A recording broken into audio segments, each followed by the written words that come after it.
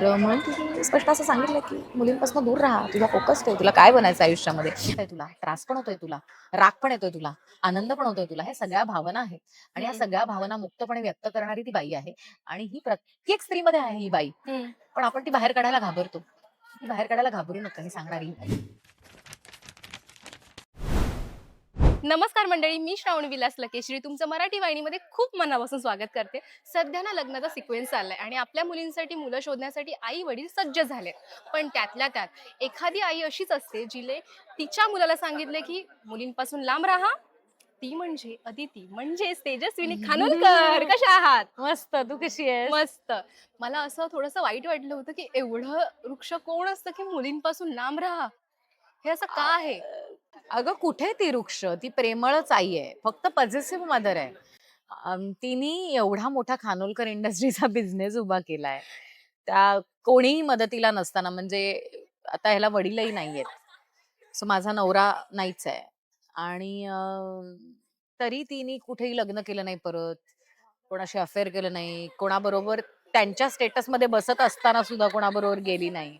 तिने फक्त बिझनेसकडे, मुलांना मोठं करण्याकडे लक्ष दिलं कारण शी वॉज फोकस्ड. हं. आणि बिझनेस हे तिचं पहिलं बाळ आहे. आणि ते पहिलं बाळ आता या दुसऱ्या बाळाच्या जेव्हा ती हातात सोपवते, तेव्हा एक आई आपल्या मुलांच्या बाबतीत किती पॉझिटिव्ह असू शकते.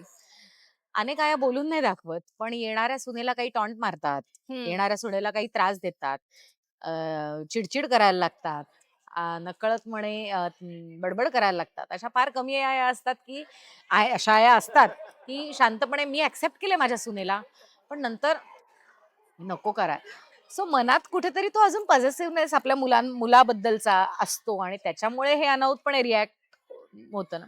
तर तसंच तिचं म्हणणं आहे, की तिचं एक बाळ दुसऱ्या बाळाने वाढवताना त्याचा फोकस कुठेही हलू नये आणि प्रत्येक गोष्ट एक काय आहे ना, एका पिढीकडून दुसऱ्या पिढीकडे सोप जातेच ना. एक मोठा बिझनेस जेव्हा ती समोरच्या आता वयाप्रमाणे समोर सोपवत असताना, तेवढी जबाबदारीची जाणीव त्याला करून देताना, तेवढ्या अपेक्षा तिच्या असणारच. आणि हं. त्यामुळे मुलींनी आजूबाजूला आलं, तर तिला असं वाटतं. म्हणजे असं योग्य आहे की अयोग्य आहे हा परत वादातीत मुद्दा आहे किंवा त्याच्यात दुमत असू शकतो. तिचं असं म्हणणं आहे की त्याचा फोकस हलेल. त्याचं लक्ष विचलित होईल.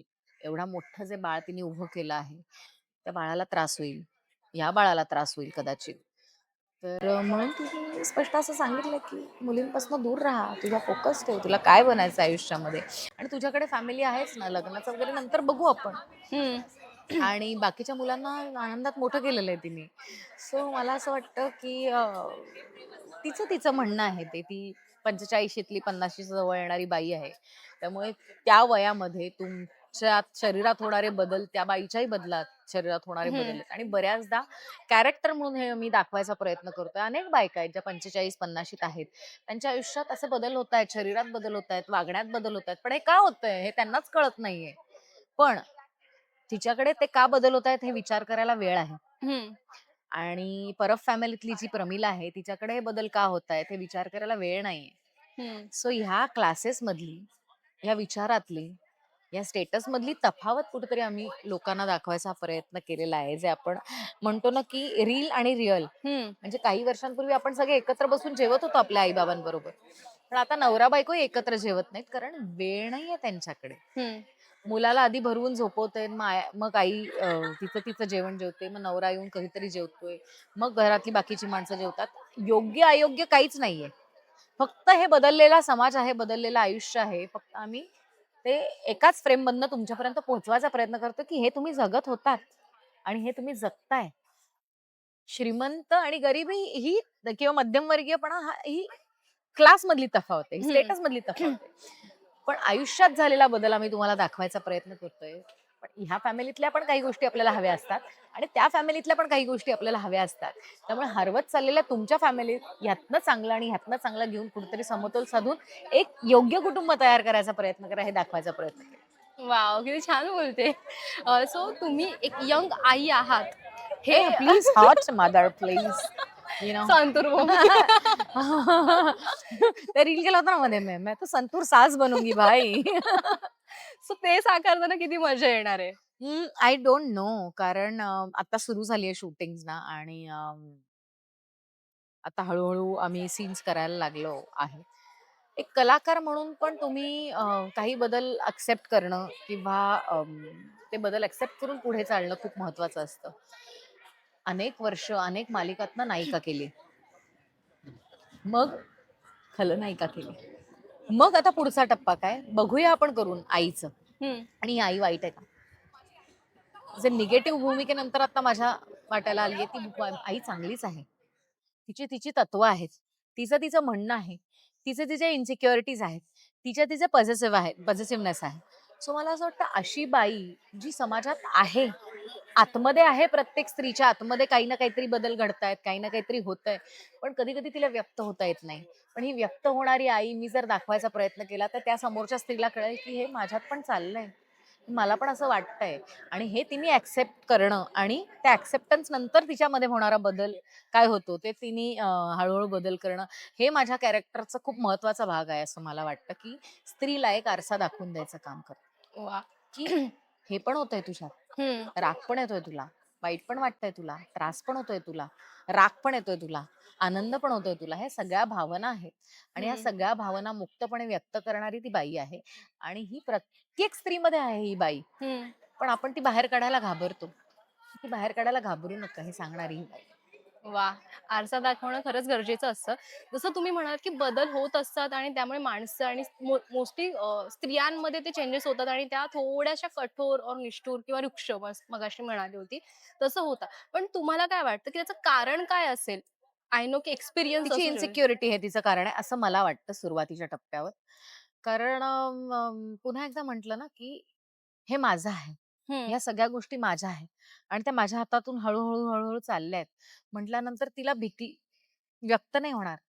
पण ती इन्सिक्युरिटी मनात आणि म्हणून कदाचित ती अशी असेल. माझ्या हसण्याचा, माझ्या रडण्याचा समोरच्यानी गैरफायदा घेऊ नये, अशी भीती असते काही लोकांना, ओके. की मी हसले तर हे वेगळ्या अर्थाने घेतील. आणि समाज खूप जजमेंटल झालाय. आणि स्पेशली ज्या सोसायटीमध्ये ती वावरतेय, तिथे अनेक एकेका पावलावर जजमेंट्स पास करणारी लोक आहेत. हं. आणि अशा समाजात वावरताना नक्की कशावर माझ्या योग्य जजमेंट पास केलं जाईल याचा अभ्यास करून आली आहे ती बाई. नक्की माझ्या या ओके. वागण्यावर काय जजमेंट पास केलं जाईल हे तयार करून आली आहे ती बाई. आणि म्हणून त्या मोजक्या तिच्याकडे 100 रिॲक्शन्स असतील, 100 इमोशन्स असतील, पण या 100 मधल्या 12 इमोशन्सच मला दाखवायच्या आहेत मी जिवंत असताना, दार उघडल्यानंतर, हं. हे तिला पक्क माहिती आहे. आणि त्या इमोशन्स मी दाखवल्या तरच मी उत्तम एंटरप्रेन्योर किंवा उत्तम सक्सेसफुल बिझनेस वुमन आहे, सक्सेसफुल आई आहे. आणि कुठल्याच बाबतीत तिला हरायला आवडत नाहीये. हं. आई म्हणून, मुलगी म्हणून, समाजात काम करणारी एक सोशल स्टेटस स्टेटस सांभाळणारी बाई म्हणून, एक बिझनेस वुमन म्हणून. So मला असं वाटतं की त्या प्रत्येक पातळीवर तिची गणित आहेत. A+A=2A हे हं. ठरलंय तिचं.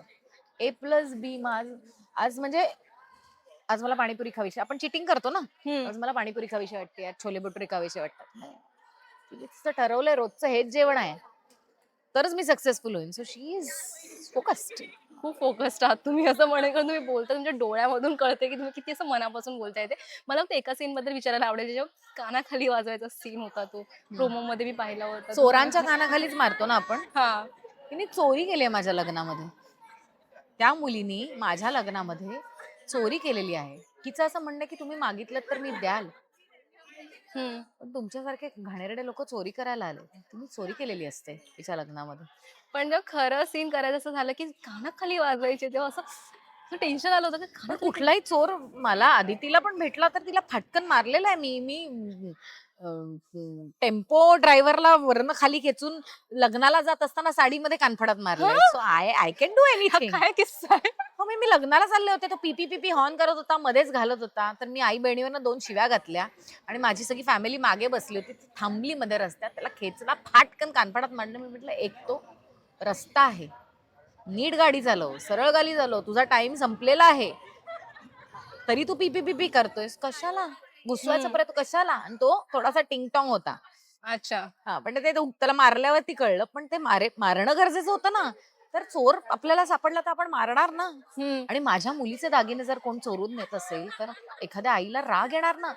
आणि मी म्हंटल ना तशी की विचार करून का चोरलेस, अशी वाली बाई नाहीये ती आता 45 हॉर्मोनल इम्बॅलन्स होणारी, त्यामुळे हे चुकीचं आहे म्हटल्यावर तिला फाटकन कानफडात मारली. मग कदाचित तिला वाटायचं की मी चुकीचं केलं, मी मारायला नको होतं, मी कदाचित तिला समजा हे चुकीचं आहे. हम्म. पण आता मी म्हंटल ना टर्ब्युलन्स मधली ती बाई आहे, हम्म. 46-47 मधली ती बाई आहे जिचं आता हॉर्मोनल खूप इम्बॅलन्स आहे. त्यामुळे त्या क्षणाला तिला वाटते ती रिॲक्शन देऊन मोकळी होणारी बाई. ओके. मी जाता आता एकच विचारेन, सनई चौघडीचं जे